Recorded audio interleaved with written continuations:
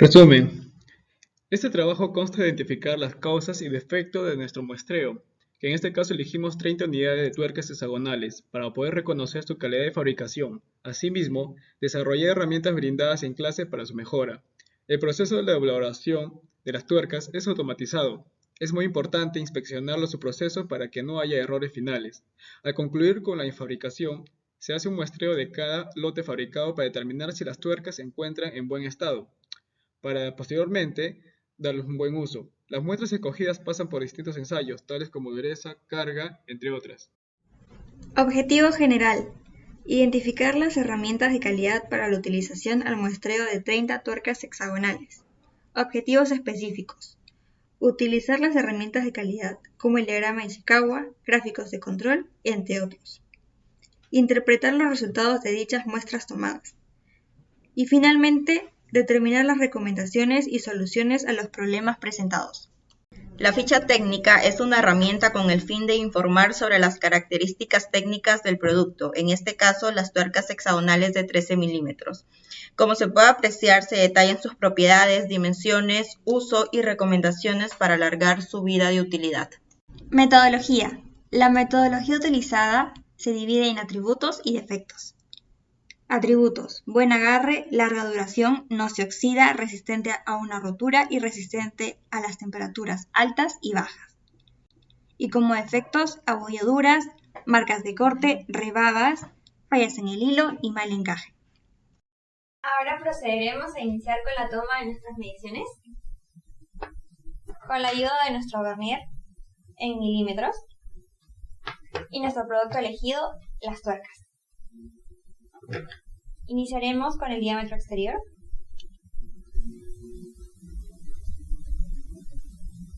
Nuestro vernier nos brinda una lectura de 14 milímetros con 18 centésimas. Continuando con la medida, en este caso del diámetro interno, nos da como resultado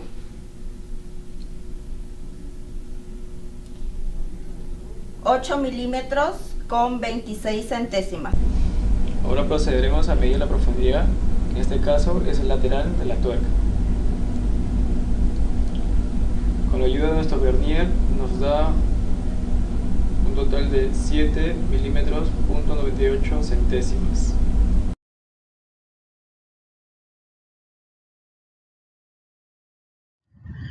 Pues en el material tenemos, por ejemplo, la palanquilla de acero, el calibrador, que es pie de rey. En el proceso de la fabricación, pues tenemos primero el aplastado de las postas. Todo comienza con lo que llamamos postas. Estas se aplastan en una primera instancia para dar el moldeo. Luego pasamos al segundo proceso, que es el forjado. Este se realiza pues para dar su forma hexagonal mediante el uso de 8 martillos neumáticos que lo golpean la posta para dar ese acabado o esa forma final. En el tercer proceso tenemos el proceso de troquelado. Se troquela el edificio en su centro con el proceso de aplastado. Este es ayudado pues con una matriz y un macho que se pueden observar acá en las imágenes, para posteriormente tener el cuarto proceso, que es el de roscado, pues que con una roscadora se ha creado el hilo de la tuerca. Como podemos ver en las imágenes, se utiliza una matriz ejecutadora lineal, proceso por transcripción, una parte de guía, un soporte, y un macho que da la forma del hilo de la tuerca del modelo adecuado. Diagrama de Ishikawa.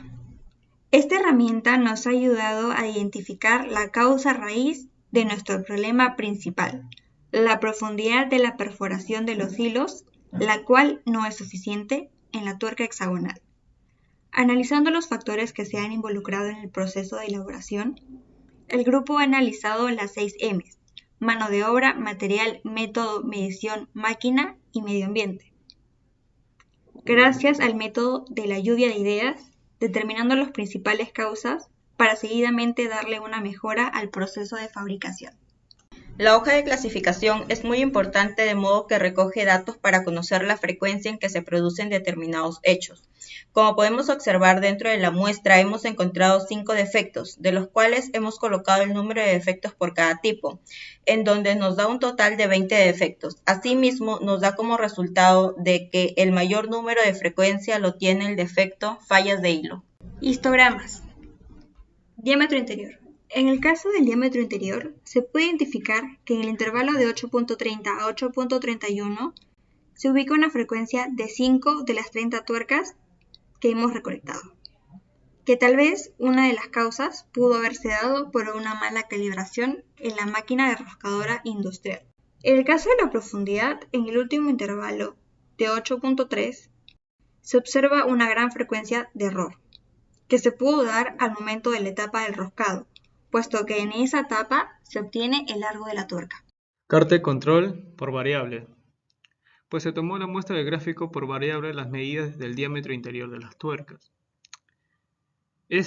Calculamos el valor de X sumando las medidas de los subgrupos entre el total de los subgrupos y el rango promedio. Con estos resultados se determinaron los límites de control de la gráfica de media y de los rangos. En la interpretación, podemos decir que la gráfica está dividida en subgrupos de 10. Nos damos cuenta que el proceso se encuentra bajo control, de modo que las medidas y los rangos están dentro de los límites. Los subgrupos 2, 4 y 10 están cerca al límite inferior del rango. Analizando detalladamente se encontró que la medida y que las máquinas de roscado no están bien calibradas y existe variabilidad. Sin embargo, es controlable.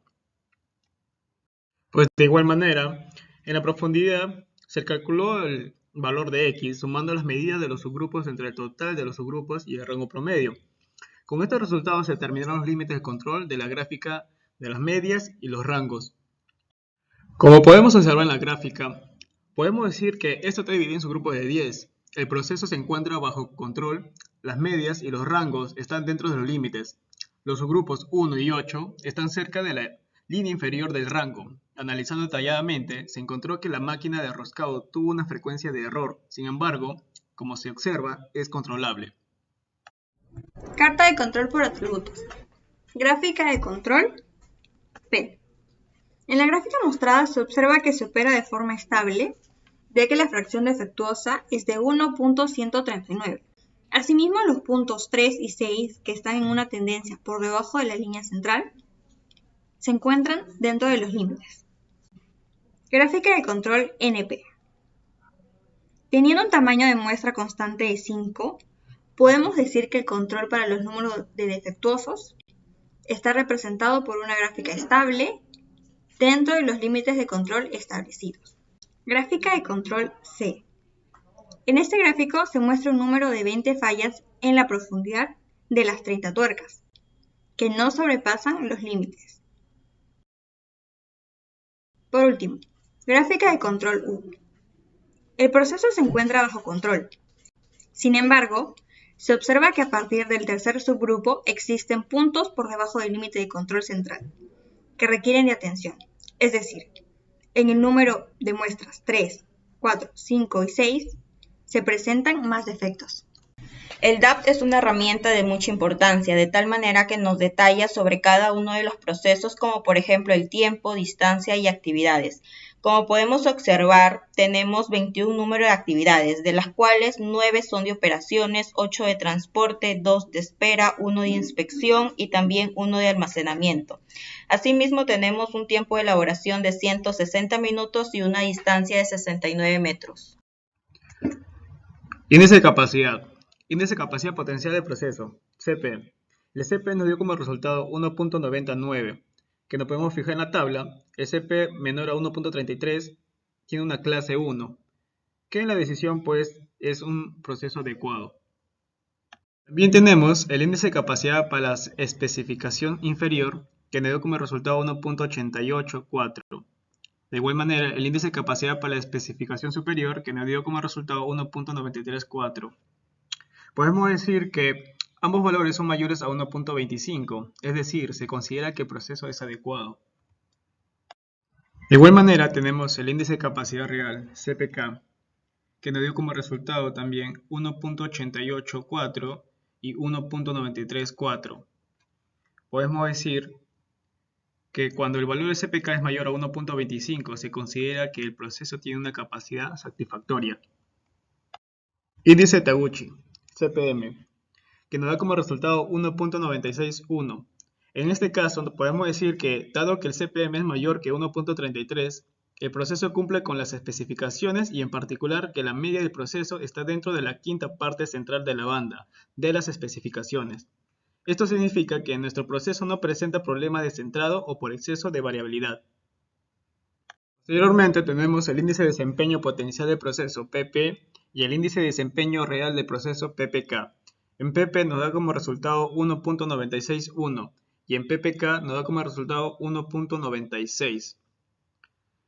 Podemos decir que, de modo que nuestro PP y PPK son aproximadamente iguales, el proceso está centrado entre los límites de especificación.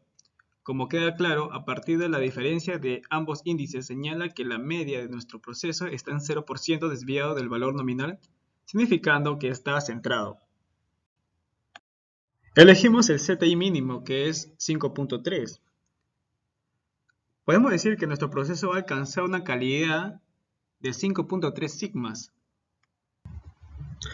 Capacidad de proceso a corto plazo, ZC, y capacidad de proceso a largo plazo, ZL. En ZC tenemos 5.65 y en ZL 5.88.